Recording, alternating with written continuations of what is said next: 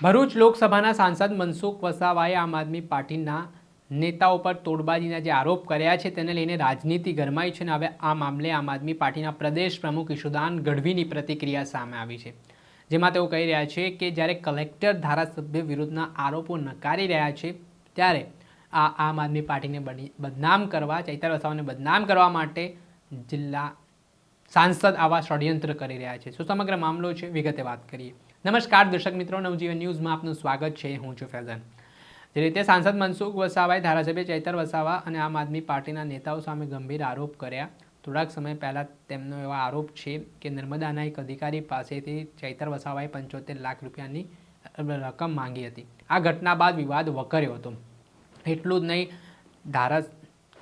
નહીં, સાંસદ મનસુખ વસાવાએ તો ત્યાં સુધીના આરોપ કર્યા છે કે જે આમ આદમી પાર્ટીનું જૂથ છે તે મુદ્દાઓ સંકલન સમિતિમાં ઉઠાવે છે અને બીજો જૂથ છે તે તોડપાણી કરી આવે છે।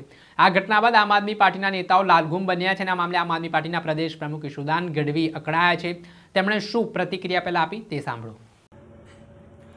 આમ આદમી પાર્ટી અને એના નેતાઓની વધતી લોકપ્રિયતાથી ભાજપ એટલું ગભરાઈ ગયું છે કે નિમ્ન કક્ષાની રાજનીતિ ઉપર ભાજપ ઉતરી આવ્યું છે।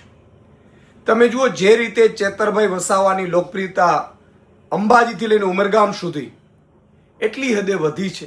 એક બાજુ નરેન્દ્ર મોદીની સભા હોય, બીજી બાજુ એ જ દિવસે ચેતરભાઈ વસાવાની સભા હોય, સ્વયંભૂ નાગરિકો આવતા હોય, અહીંયા બસો મૂકે તોય લોકો ન આવે, એટલી હદે લોકપ્રિયતા વધી છે એમની, અને આદિવાસી સમાજ એનો અવાજ માને છે।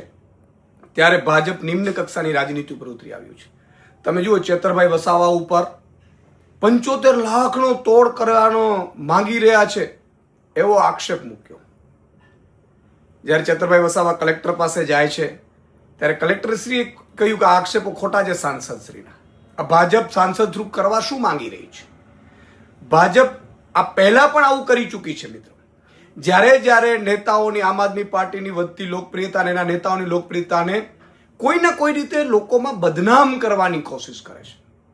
પહેલા એ લોકો આમ આદમી પાર્ટી છોડીને ભાજપમાં આવી જાય એવો પ્રયાસ કરે, એમાંથી જો સક્સેસ ન જાય તો બીજી ઓફરો અપાવે, સંબંધીઓને મોકલે, એટલું નહીં પછી જેલમાં મોકલે, અને જેલથી પણ જ્યારે આમ આદમી પાર્ટીના નેતાઓ ન ડરે ત્યારે એને બદનામ કરવાની કોશિશ અને ષડયંત્ર ભાજપ કરતું આવ્યું છે। એ ગુજરાતની જનતા જાણી ગઈ છે।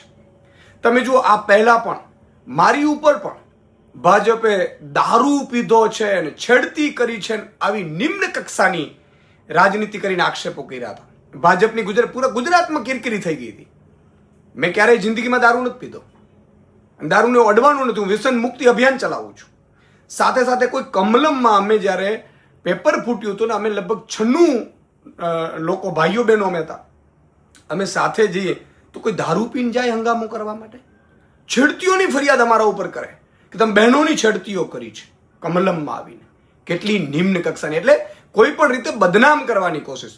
હમણાં તમે જુઓ, ગોપાલભાઈ ઇટાલિયા ઉપર તમે જૂતું વાયા કોંગ્રેસ ફેંકાવડાવ્યું કે જેથી કરીને એક માહોલ એવો જાય કે ભાઈ ઓહો, આના ઉપર તો જૂતા પડે છે।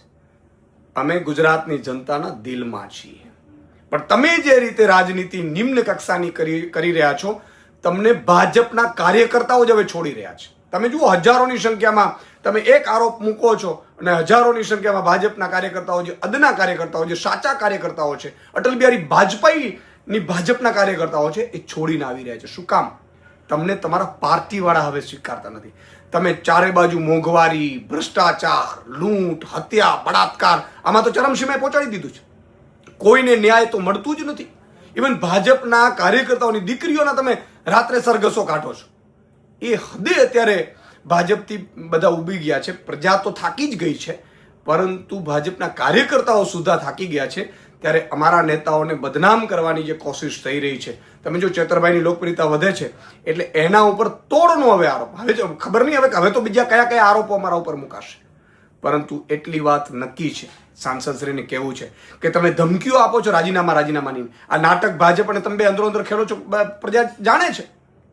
સાચો આદિવાસી બોયલો ન ફરે, અને ધમકીઓ આપવાની ન હોય, રાજીનામું આપી અને છોડી દેવાનું હોય તમારામાં તાકાત હોય તો, પણ નહીં, આ ભાજપના ઈશારે આખો ખેલ ચાલી રહ્યો છે। ભાજપ આ કરી રહ્યું છે, અને એકલું નહીં, તમામ જગ્યાએ જ્યાં અમારા લીડરો, તમે જુઓ રાજુ કરપડાને, પ્રવીણ રામને બધાને જેલમાં નખાવડાવી દીધા। શું કામ? તો કે તમે ખેડૂતોનો અવાજ બનો છો, ખેડૂતોનો હીરો બનો છો. અમે લોકોના માટે અવાજ ઉઠાવીએ છીએ અને અમારે જો તોડ જ કરવા હોત ને તો આ પહેલા પણ હજારો અમારી પાસે તકો હતી, પણ અમે કર્મના સિદ્ધાંતમાં માનીએ છીએ.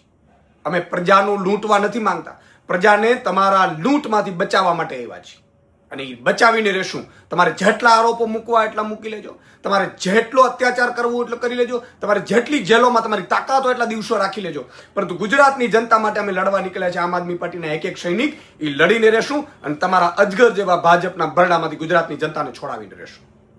અને છેલ્લી વાત મારે ગુજરાતની જનતાને કહેવી છે, મિત્રો, આ જેટલા આરોપો મૂકે ને તમે લોકો સ્વયંભૂ બહાર આવો. અમે થાકી ગયા છીએ, અમે હિંમત નથી હાર્યા, પણ જાતના આરોપો મૂકે તો તમે સ્વયંભૂ ગુજરાતની જનતાને કહું છું, ભાજપના લોકોને કોમેન્ટોથી જવાબ આપો, ભાજપના નેતાઓને વિડીયો બનાવડાવીને જવાબ આપો. એ લોકો તો 5-25 લોકોને રૂપિયા આપીને વિડીયો બનાવડાવે છે.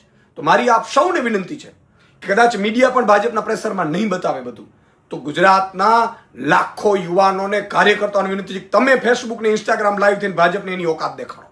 હવે આપણે સૌએ જાગવાનું છે, આમ આદમીએ જાગવાનું છે અને ભાજપને બગાડવાની છે. જય હિન્દ, જય આદિવાસી. સાંભળ્યા હતા આમ આદમી પાર્ટીના પ્રદેશ પ્રમુખ ઈશુદાન ગઢવી. તેઓ કહી રહ્યા છે કે આમ આદમી પાર્ટી અને તેમને બદનામ કરવા, તેમના ધારાસભ્યને બદનામ કરવા માટે આ પ્રકારે ષડયંત્ર છે તે સાંસદ દ્વારા કરવામાં આવી રહ્યા છે. તેમણે કહ્યું કે ભાજપમાં ભૂતકાળમાં તેમણે ભૂતકાળમાં કહ્યું કે ભાજપે મારા પર દારૂ અને છેડતીનો નિમ્ન કક્ષાનો ખોટો આરોપ લગાવ્યો. અમને બદનામ કરવાના ઘણા પ્રયત્નો થઈ રહ્યા છે, પરંતુ પ્રજાના દિલમાં અમે છીએ.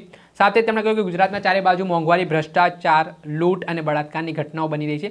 ભાજપના ઇશારે સાંસદ મનસુખ વસાવા રાજીનામાની ધમકી આપી રહ્યા છે. ખેડૂતોના અવાજ બન્યા એટલે રાજુ કરપડા, પ્રવીણ રામ જેવા લોકોને જેલમાં નાખવામાં આવ્યા. તેવા ઘણા મુદ્દાઓ તેમણે ઉઠાવ્યા અને પ્રહાર કરવાની શરૂઆત કરી. દર્શક મિત્ર, આવા જ વિડીયો જોવા માટે નવજીવન ન્યૂઝ જોતા રહો. વૈષ્ણવજન તો તેને કહીએ જે પીડ પર